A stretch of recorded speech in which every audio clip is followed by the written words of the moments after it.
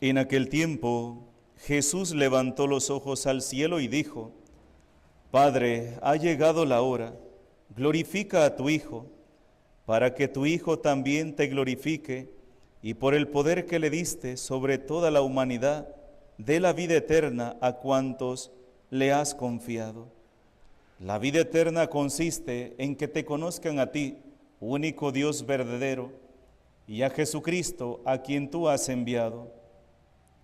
Yo te he glorificado sobre la tierra, llevando a cabo la obra que me encomendaste.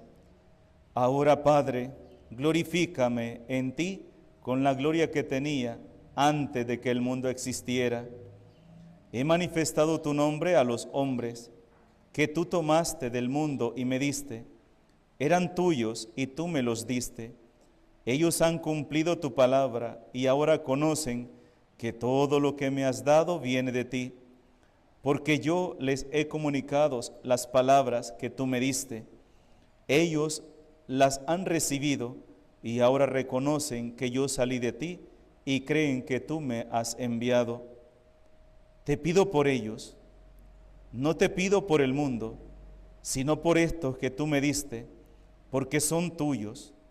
Todo lo mío es tuyo y todo lo tuyo es mío. Yo he sido glorificado en ellos.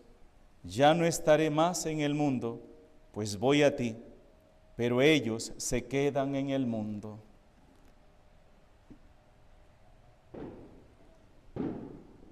Palabra del Señor. Gloria a ti, Señor Jesús. Iniciamos hoy el capítulo 17 del Evangelio de San Juan.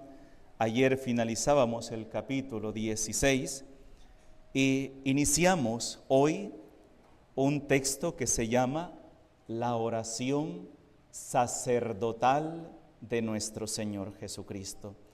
¿Por qué oración sacerdotal? ¿Qué significa la palabra sacerdote? Sacerdote es el que ofrece, es el que ofrece, es el que está destinado al servicio de Dios para ofrecer oraciones, ofrecer sacrificios. Y aquí, en este pasaje del capítulo 17, Jesús hace una oración de entrega al Padre, una oración de entrega de sí mismo, pero también está entregando a aquellos hombres los cuales Dios le ha entregado y con los cuales Él va a iniciar la obra de la evangelización. Será en quienes Dios va a dejar el depósito de la fe. Depósito significa la semilla, la doctrina, la enseñanza.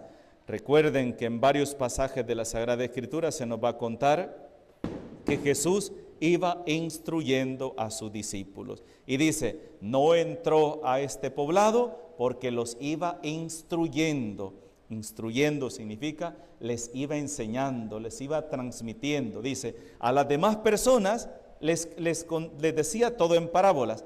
Parábolas eran como historias, ¿verdad? Historias, les contaba historias. Acuérdense que uno aprende así, ¿verdad? Y se le queda más fácil las cosas cuando le cuentan una historia. Entonces, al común del pueblo, Jesús les hablaba en parábolas, pero a sus discípulos, nos dice la palabra de Dios, les explicaba las cosas en privado. Les explicaba. Y en varias ocasiones vamos a escuchar cuando los discípulos le van a preguntar al Señor, Señor, ¿qué significa tal parábola? ¿Qué significaba esto? ¿Qué significa? Y después le van a preguntar, Señor, ¿por qué nosotros no pudimos sacar ese demonio? Y Jesús les va a explicar en privado a ellos. ¿Por qué? Porque estos serán los que van a continuar su obra en este mundo. Hermanos, Jesús viene y lleva a cabo su obra en este mundo. Nos revela al Padre, nos revela el ser del Padre, que es misericordia, que es amor para la humanidad. Pero también en ese revelarnos al Padre nos muestra cuál es el camino que nos conduce a cada uno de nosotros para podernos encontrar con esa misericordia, con ese Dios que está ahí. No olvidemos, Dios es un Dios bueno, es un Dios misericordioso, pero tampoco es un Dios que se mete a la fuerza en la vida de nadie. Por eso contábamos estos días la hermosa parábola del hijo pródigo, ¿verdad? En la casa, aquí está la casa del Padre, decíamos, y ahí en la casa del Padre no hace falta nada, hay riquezas, hay comida, hay seguridad, pero este hijo, el hijo pródigo, se va de la casa para vivir su vida a su manera, a su gusto, a su antojo. Pero lejos de la casa del Padre, ¿qué hay? Nada. Aunque en un momento hay placer, pero después viene la amargura, viene la tristeza, viene el vacío, viene la soledad. Y este pobre muchacho, cuando empezó a sentir hambre, empezó a sentir necesidad, buscó trabajo y buscó trabajo de cuidar cerdos. Y era tanta la necesidad, tanta el hambre que tenía aquel muchacho, que deseaba comer lo que los cerdos comían, y ni siquiera eso lo dejaban que se lo comiera. Pero en su interior reflexionaba: ¿cuántos en la casa de mi padre tienen comida de sobra y yo me estoy muriendo de hambre aquí? Y decíamos esto: aquí está la casa del Padre, allá anda el hijo desobediente. El que el hijo ande allá, lejos de la casa del Padre, ¿es culpa del papá? No. El hijo se fue solito.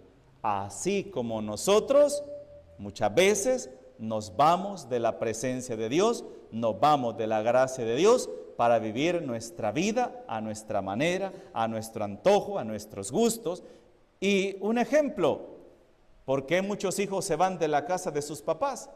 Porque no quieren que sus papás les digan nada. No se meta en mi vida, yo voy a hacer lo que yo quiera. Y saben una cosa, hermanos, saben una cosa: el ser que más se va a meter en nuestra vida porque nos quiere lo mejor es nuestra madre, son nuestros papás. Jamás un papá, una mamá se va a meter en la vida de un hijo porque quiera dañarlo, porque quiera destruirlo. No. Muchos hijos se van para que mi papá, mi mamá no me diga nada y vivir mi vida a mi manera. ¿Y a qué me estoy exponiendo? Hacia mi propia destrucción. Este hijo estaba allá.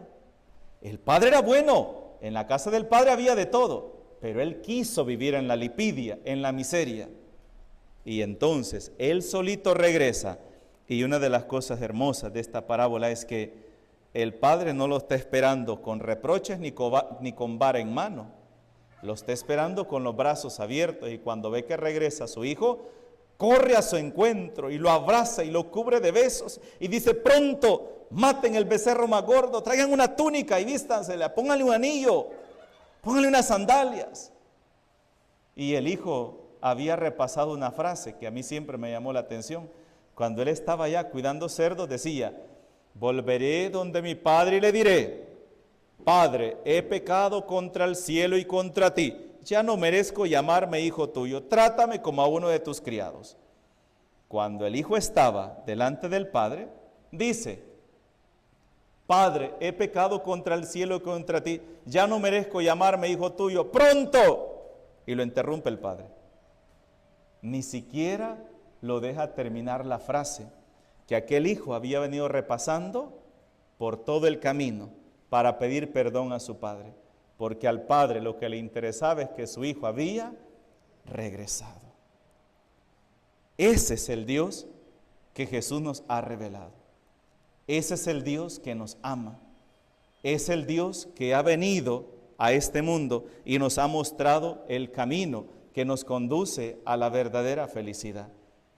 Tristemente, muchos hombres en el mundo ven a Dios como si fuera el peor enemigo.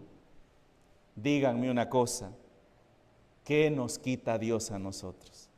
¿Qué nos quiere quitar? Nada. Es que Dios no necesita nada de nosotros.